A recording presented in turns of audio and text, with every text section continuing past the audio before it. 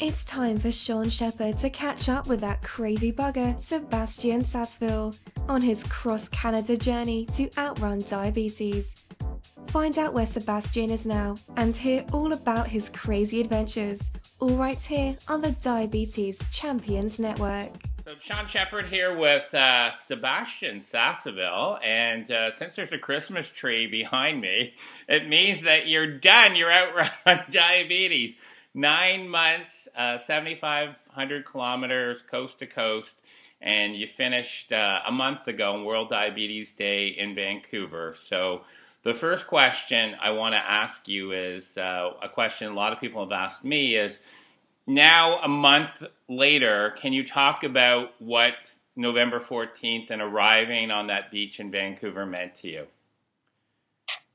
Oh, I mean, it meant so much. It was unbelievable. It was better than everything I'd expected and dreamed of.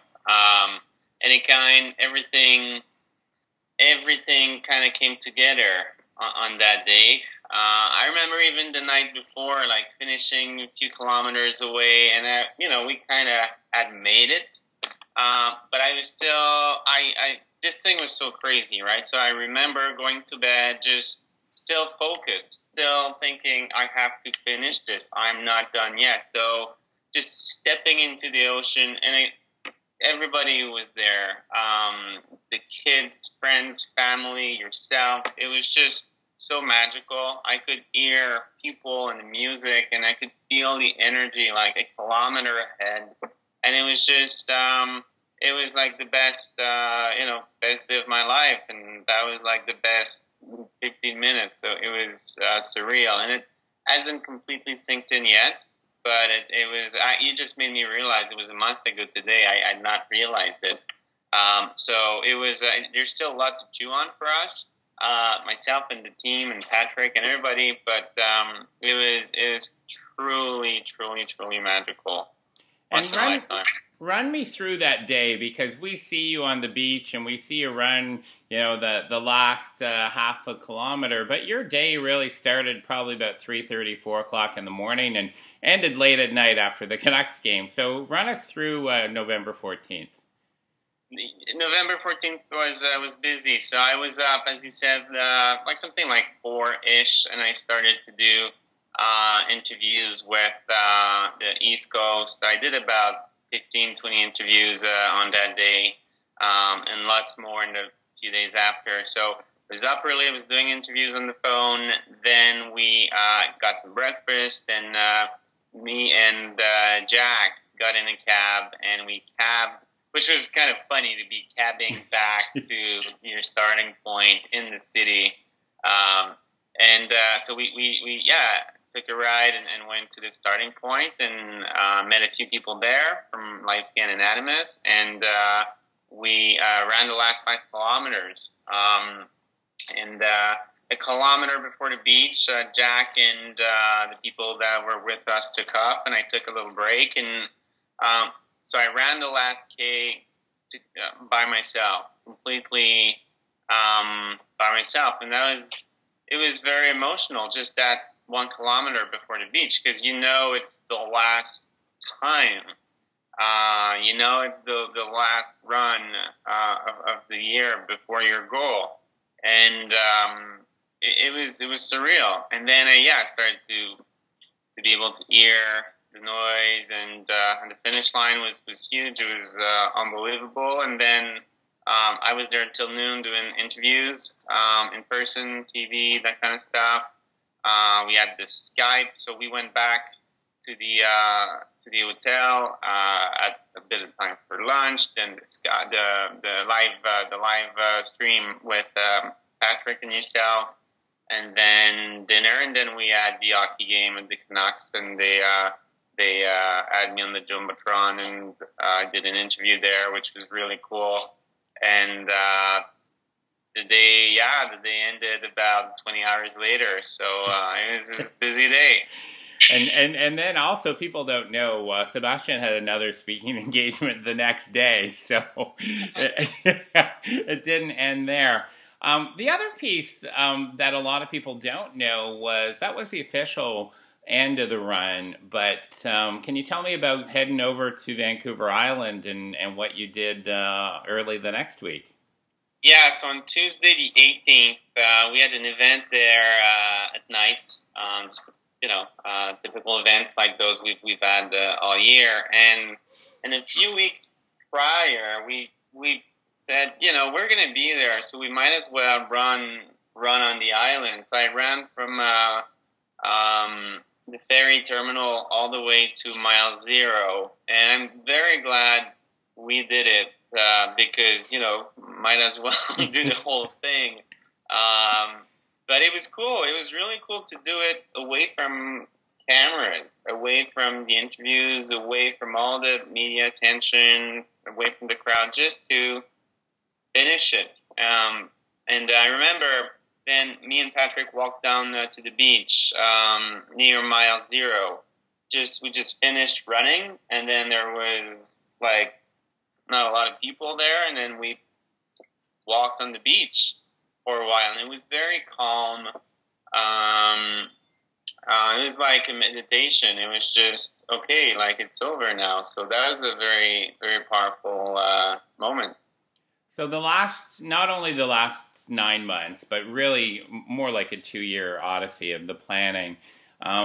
Throughout this whole process, what did you learn about yourself? A lot. How much time do you have? As much as you want. I don't know. It's hard to believe what just happened. It's like I look at the run and the fact that it happened and on time, and it just wasn't a good idea. And no, but it's like even myself, even now, just a month after, I look at it and I'm like, oh my God, how did it happen? And I think that's probably how I felt after Everest and after the Sahara. And it's just reinforcing the fact that I think it's okay to set really, really big goals and to trust that we'll find a way. And that's really, really important. So that's one thing I've learned, one step at a time thing, and focus on today, and just do today well is important. But I feel a lot calmer. Everest was all about, Asia brought a lot of calm in my life, so did the run, and then there's a lot of clarity because I had so much time to think, 5 hours a day just to think, which can be good or bad. But yeah, I feel a lot calmer after those big events. So what would be your message to somebody that's watching this, that they have a big dream but they don't know how to start? What would you say to them? Just to start. Just not to be afraid to start, even if they don't know how. Because often, we humans, we want to understand and control and be in charge of everything. And, when you wait, when you say things like, I want to wait to be ready, what you're saying is I want to wait till I'm sure I'm not going to fail. But that's never going to happen. So just to start, even if you don't know how, it doesn't mean you're going to fail, quote unquote. It means you're going to learn things and you're going to have to figure things out. And the first few steps may not go as you'd like them to go, but you're still moving forward. Maybe not by a lot, but you're making tiny steps toward your goal. And then, as I said, trust that you'll find a way. You won't give up, and that's my advice. Just make that first step and trust that good things will happen. And you met so many people along the way across the country. You met a lot of diabetes educators. You met a lot of people living with type 1 diabetes. And I know there's a really special boy, Jack, in Windsor that meant a lot to you and Patrick. Can you tell me about some of the things that you learned from the people that you met along the way? The generosity was really, really cool. It's both Patrick and I feel we've received so much this year, and I think it's going to be very important for us to give back. And of course, everything we did this year was about also giving, right? But we just got so much love.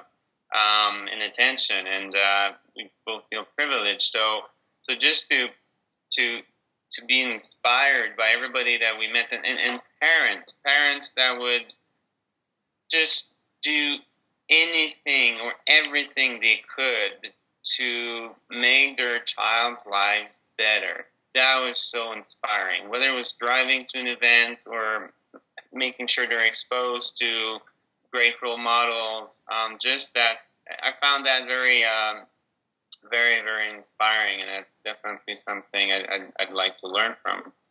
So now you're back at home. You're back in Montreal right now.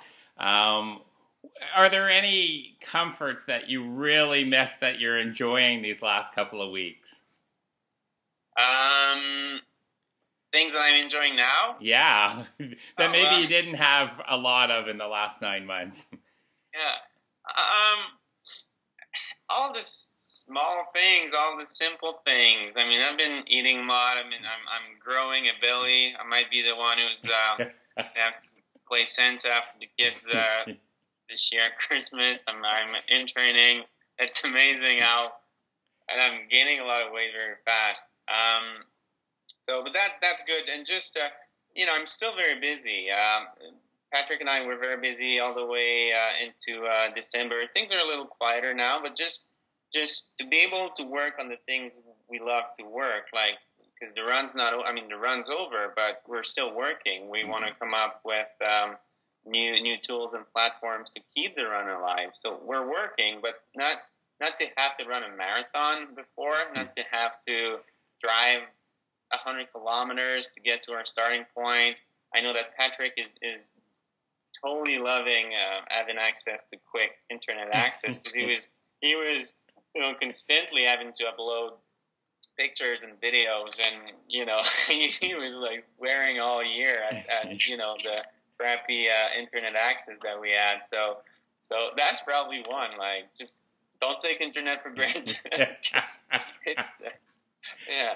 So what's next? That's the other question that I get asked a lot, is what's next for Sebastien? Just leveraging the run and continue to share its values and its message, and develop new platforms, whether it's book, documentary. We have dozens of hours of footage that we are putting together right now in the form of a documentary. So working on those. Personally, I'm getting back to triathlons. So I've been back in the pool already. I've been back on my bike already. I ran for the first time yesterday, just a short, fun, easy run. And I still feel a little sore, so I'm going to have to be cautious.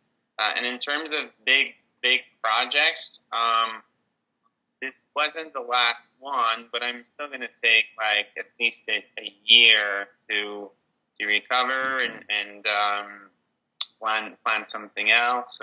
Got a few ideas, but we'll see. I don't want to jump into something too big quick, because that wouldn't be smart. I think it's important to reflect on this year, and I also think there's so much more we can do, we should do, and we have to do to keep connecting and helping and making a difference for people living with diabetes. I always have this picture of you phoning your mom, and your mom, first it's Everest, then it's Sahara, then it's an Ironman, now it's running across Canada. I think of your poor mom, she's going to be afraid to take your phone calls. Well, yeah. Maybe, although if she wants to know where I am in the world, she should pick the call. Well, I know so many people are so grateful, and I was honored to be able to see a little bit and to be on the beach, and just to see the faces of the people there, the comments that you got in, through Twitter, through Facebook, and how many people that you inspired that you probably don't even realize how many, and not just in Canada, around the world. So thank you for all that you did, and a big thank you to Patrick as well. It's funny interviewing you, and Patrick's not in the background. And I'm not sitting in an RV in some campground along route number 1. Yeah. So I'd say thank you. We wish you happy holidays and rest. And how do people continue to follow your journey? So people can continue to follow on Outrun Diabetes. We have been posting, not as much, but once or twice a week ever since we finished the run. That will continue. OutrunDiabetes.ca is still valid. We'll post links to Patrick's photography or whatever he decides to do with that soon. So those websites and social media will remain alive. Okay, and we'll do this again early in the new year to catch up with any other exciting updates from Sebastien. And I want to say thank you, of course, to Patrick and to you. But thanks to everyone who supported, and then we've set it up, and Patrick and I, every single day felt the love and support, and we could have never made it without everyone out there.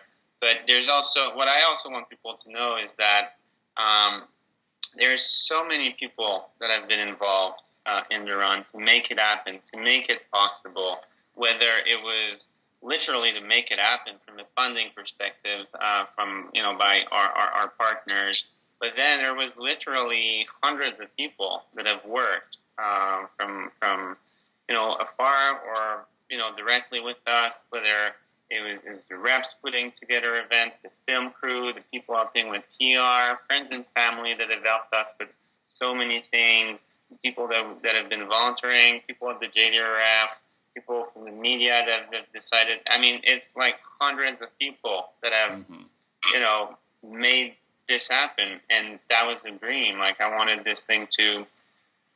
everybody to feel like that they would own it, they would be a part of it, and they could participate. And that was probably one of the things we're most proud of, is that we built something that a lot of people were a part of.